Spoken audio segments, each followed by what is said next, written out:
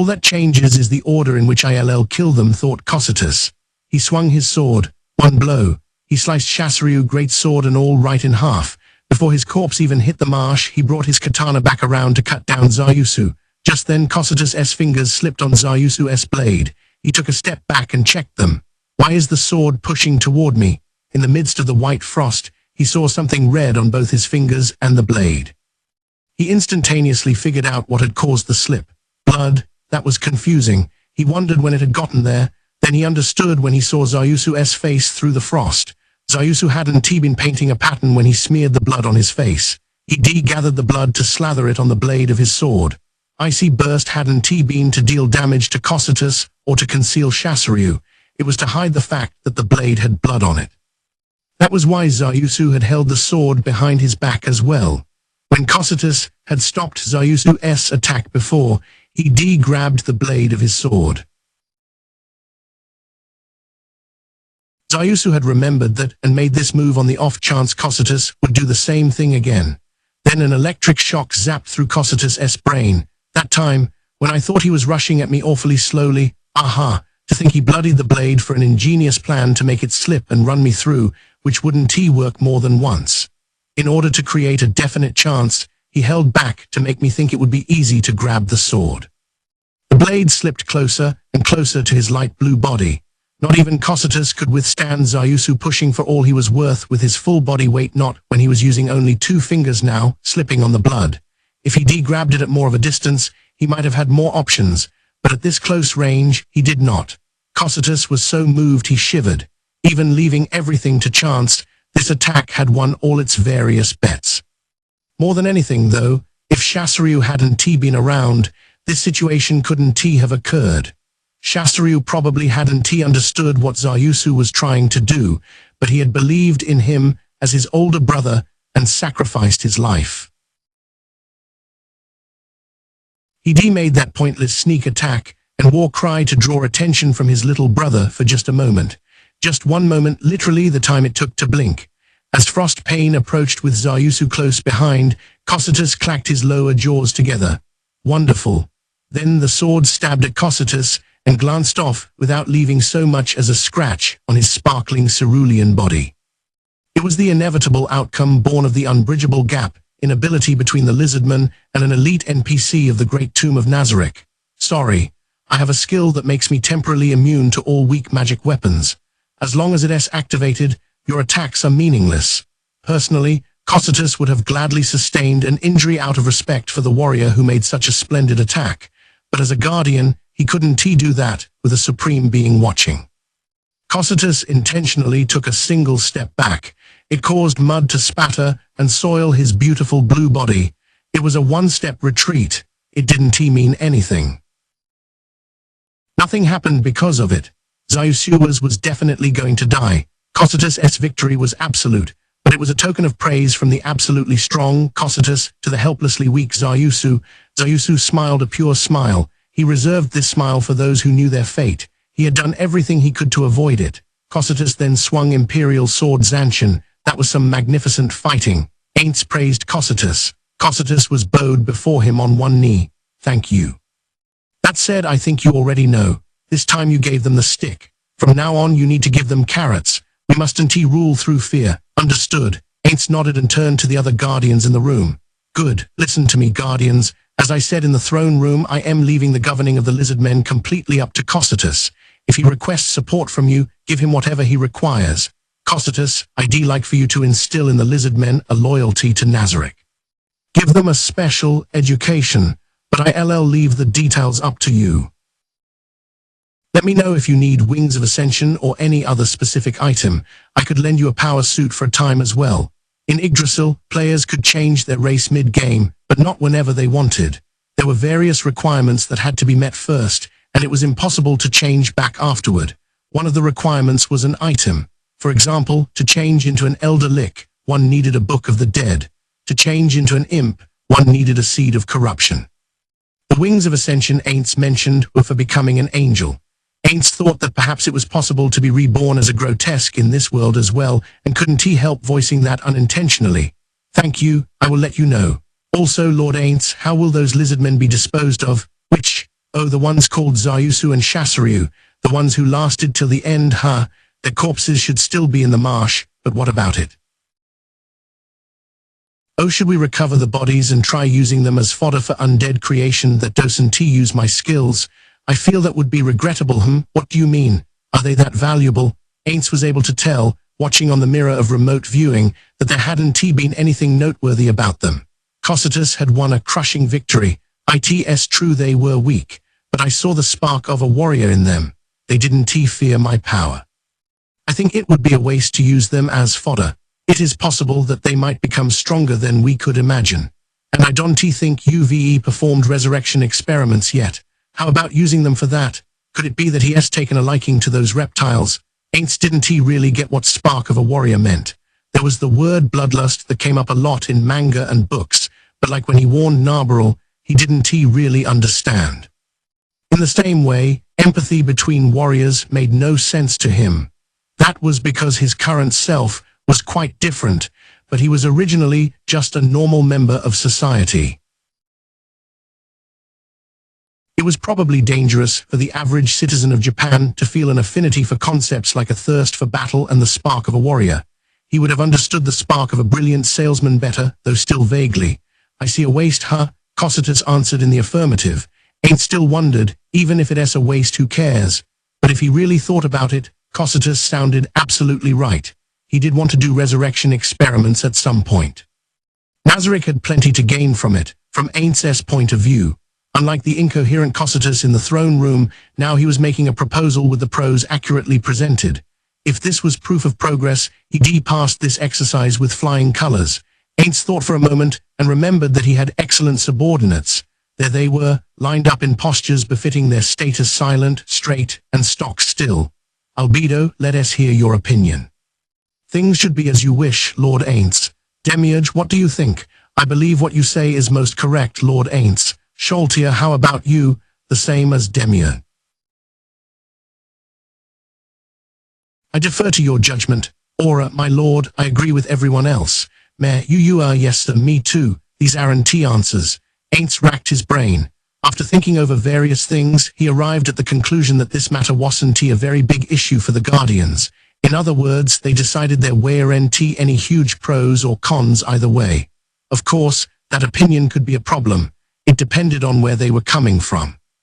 It was the issue of how far you could trust someone saying, it is not a lot of money, if they thought of 100 million yen as peanuts, basically, a gap in values. There was no point in asking, so does that mean it's fine if I resurrect them? He kept thinking he'd thought things through before acting, but he'd been making a lot of mistakes lately. Since he had no choice, he considered the pros and cons himself, so he conquered the Lizardmen village. Is there someone representing them? Any way of organizing themselves? Yes, there is a representative. Oh, what is he like? A white Lizardman who didn't participate in the battle. It seems she has druid powers. Oh, that one, I see, so he can use her, thought Aince. She'll make a good spy. But if they implemented the idea in his mind right now, it might cause trouble for Cocytus when he had to govern them. So what should we do? Then he realized something with a start. It'd be faster to just ask. Even though asking before was pointless, Aince explained his plan to Cocytus. Cocytus' response was affirmative. Aince couldn't be completely sure Cocytus wasn't holding back out of respect, but when he glanced at Albedo and Demiurge and saw no change in their expressions, he figured there was probably nothing wrong with his idea. Okay, how long will it take you to bring her here? Please forgive me, but I thought you might ask, so I already have her in a nearby room. Aince instinctively looked at Demiurge and saw him shaking his head slightly. Crazy, he did something without being asked. It doesn't seem like anyone gave him the idea. Either this must be how a boss feels seeing one of their subordinates grow, he thought, and his face warped in satisfaction, not that the bony exterior moved at all. No, that's good, Cocytus. It's foolish to waste time. Your judgment was correct. Okay, bring her here. Please wait a minute. What is it, Aura? I don't think this distasteful place is suitable for you to meet someone, Lord Aince, even a subordinate. It would be better to meet her in the throne room at Nazarick. All the other guardians besides Mare made slight nods of agreement. My humble apologies, I didn't consider that. Do forgive me. I wasn't even thinking about that. Aince wondered what to do next. Then he remembered what he said earlier. In that case, Aura, my lord, this place you made, into which you put so much thought, I told you I think it is equal to Nazarick, right? I wasn't lying. Cocytus, bring her in. We'll meet her here. Lord Aints. Aura stepped down. Albedo. Aura responded fiercely, blushing. Why are you stopping me? Albedo just shot one glance at her and then fixed her attention on the door. Demiurge, answered angry Aura. Lord Aints' words are correct in every instance. Thus, if he says he considers this place equal to Nazarick, then that is correct. Sholtier finished his sentence. I don't think my words are always correct, nor do I really want them thinking so, but in this case, it's convenient if they do. Aura, I'll tell you one more time. I think this place that you, one of my most trusted servants, a guardian, are working hard to build, is equivalent to Nazarick, even if it is still under construction. Do you understand, Lord Aints? Thank you, Aura bowed deeply. The other guardians followed suit. You don't have to be so emotional. You're going to make me blush. Then Cocytus, bring her here. Yes, Sir. Cocytus immediately brought the snow-white lizardman into the room. She kneeled and bowed her head before Aints. Let us hear your name. Most supreme of the great, king of death, Lord Aints Ul Gaun. I am the representative of the Lizardmen, Crush Lulu. What an exaggerated title. Who came up with that? Aints wondered, acting the composed king. Good of you to come, my lord. Please accept the Lizardmen's absolute loyalty. Aints took a good look at Crush. Her scales were extremely beautiful. They sparkled stunningly in the magic light. Aints felt a bit of intellectual curiosity about how they would feel if he touched them.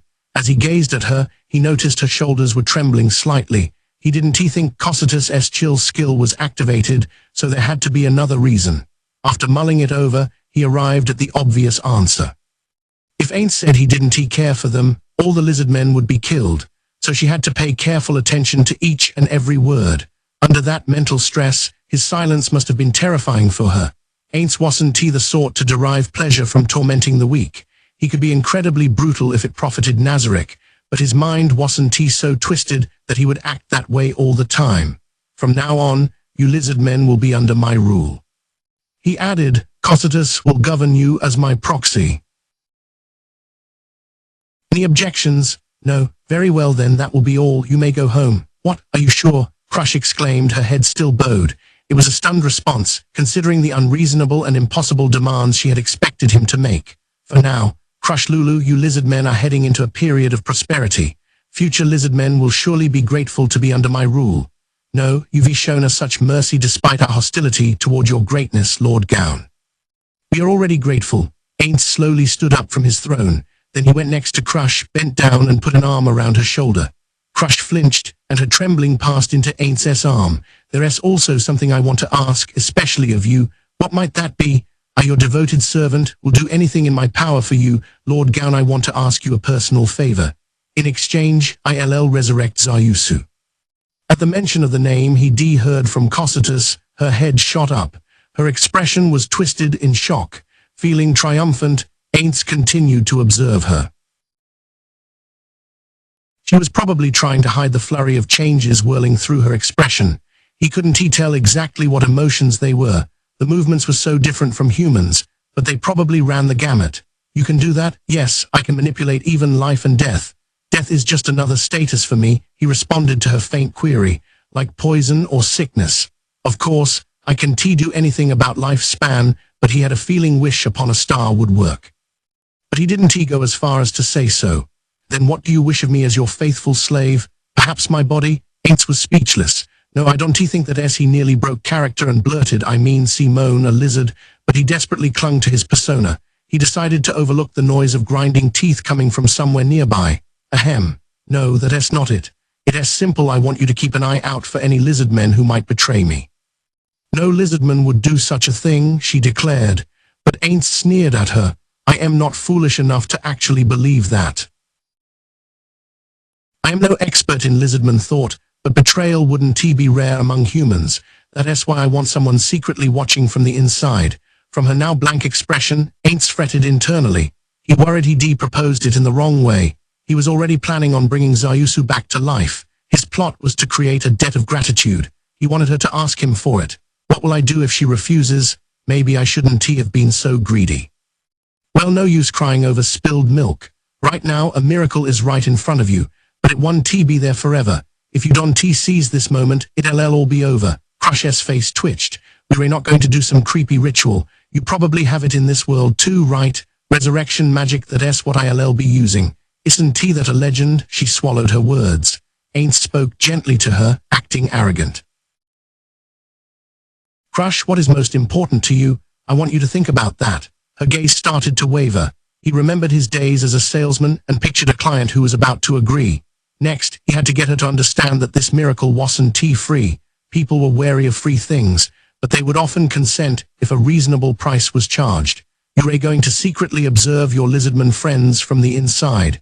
You may have to make some difficult choices at times. And I am going to cast a spell on Zayusu when I resurrect him, so you don't betray me. If I ever suspect that you have, he'll drop dead instantly. I am sure this will all be agonizing for you, but having Zayusu back be worth that? No spell like that exists, but she doesn't need to know that. He stood up slowly, feeling he said everything he had to say. Then he spread his arms. Crush watched him with eyes full of anguish. Oh yes, he added, after I revive Zayusu, I'll tell him that I brought him back to life, because I had a use for him. I promise not to bring your name into it. Okay, Crush Lulu, make your choice now. This is your last chance to bring back your beloved Zayusu. What will you do? Will you shake my hand or not? Choose. He slowly extended his hand to her. At the same time, he gave a strong warning to the Guardians. Don't do anything even if she refuses. So what'll it be, Crush Lulu? His entire body felt like it was being gently stroked. Someone's hands were pulling him up from deep underwater, but Zayusu shook them off. He sensed something horrifying beyond those hands that he didn't like. After what could have been an eternity or an instant, he had the feeling a hand was reaching out to him again. He went to brush it away once more but hesitated. He could hear a voice right next to him, the voice of the female he loved. He hesitated, and hesitated, and hesitated. After faltering and wavering in that world of uncertain time, Zayusu finally, albeit reluctantly, took the hand. And all at once he was pulled up, leaping into a white world. The overall weakness was awful. His body felt full of sludge. He was abnormally exhausted. No matter how hard he trained, he never felt as awful as this. He fought to open his heavy eyelids. Brilliant light poured into his eyes. Lizardmen eyes automatically compensated for the amount of light, but they were still dazzled by the sudden brightness. He blinked. Zayusu, someone hugged him tightly. See, Crush. He should have never heard her voice again, but there it was. He looked at her, hugging him with eyes that had finally adjusted. It really was the female he loved, Crush Lulu. Why, how in the world? Endless doubts and worries assaulted Zayusu. The last thing he remembered was the moment his own head fell into the marsh. Cocytus had definitely killed him. So why am I alive? Could it be that? Crush, did he kill you too? He asked, his numb mouth not moving quite right. Crush's puzzled face was his response. He was slightly relieved to see that expression. She wasn't dead then. So why am I alive? A hint at the answer came from a voice to the side. So he's revived, but he's confused. And it seems like he lost some levels. I guess it's not much different from Yggdrasil. Realizing whose voice it was, Zayusu looked over in surprise. Standing there was the King of Death, Aints Ulgaun, the impossibly powerful caster. He was holding a foot-long wand that looked sacred. It seemed out of place in his hand. It was an extremely beautiful object. It was made of what appeared to be a tusk. Runes were carved in the handle. Its tip was dipped in gold. Zayusu had no idea, but it was a wand of resurrection. This item had brought him back to life. Usually only someone who could use priest magic was able to wield priest magic items, but this one was an exception. Zayusu examined his surroundings. He confirmed they were in the same Lizardman village from before. The group was in the square. Lots of prostrate Lizardmen surrounded them. None of them moved a muscle. Their worshipfulness was strangely intense.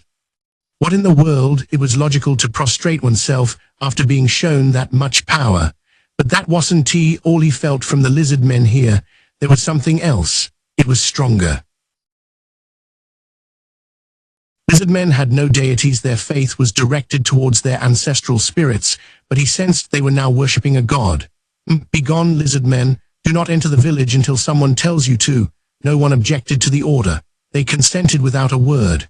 The shuffling and splashing in the marsh as they walked away were all they left as they cleared the square. The display of power must have completely broken their spirit. Lizardmen were accustomed to bowing to the strong. In other words, things had gone according to their opponent's wishes. Or are they gone? Yes, they all left. The one who answered was a dark elf girl. Zayusu hadn't even been able to sense her presence was surprisingly slight, perhaps because she was standing behind Aints. Okay, then allow me to congratulate you on your resurrection, Zayusu Shasha. Resurrection. It took Zayusu a little while to understand what that word meant. When it dawned on him, he was hit with a shiver.